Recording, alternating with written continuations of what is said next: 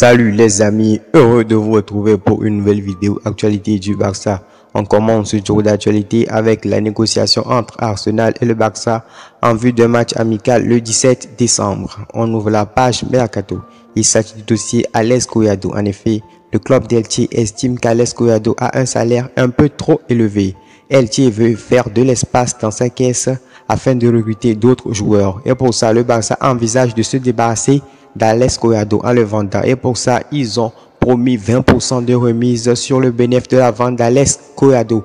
Selon Mundo Deportivo, le Barça suivait de près la situation de Gundogan car son contrat expire à la fin de cette saison. Le Barça envisage de le recruter dès cet hiver car la piste Bernardo Silva se refroidit de plus en plus. Et vous, que pensez-vous de ce genre de transfert? Vous préférez Gundogan ou Bernardo Silva?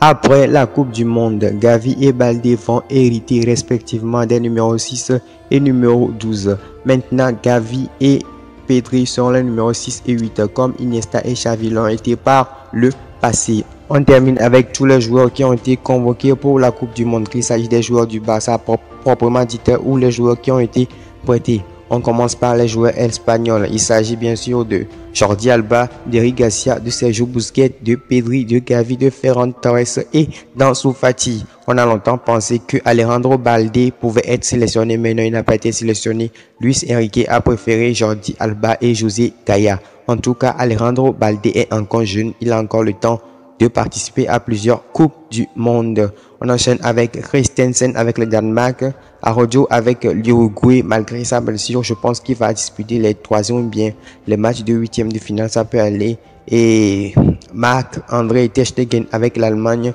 Memphis et Frankie de Jong avec les Pays-Bas, Abde Ezzazzouli avec le Maroc, Serginho Dest avec les États-Unis. Là, on verra les matchs, on va les supporter à fond. Et pour les favoris de la Coupe du Monde, je sortirai bientôt une vidéo pour donner mes 5 favoris pour gagner cette Coupe du Monde. Les amis, c'est la fin de cette vidéo. Si vous avez apprécié le contenu, lâchez le pouce bleu. On partage, on partage.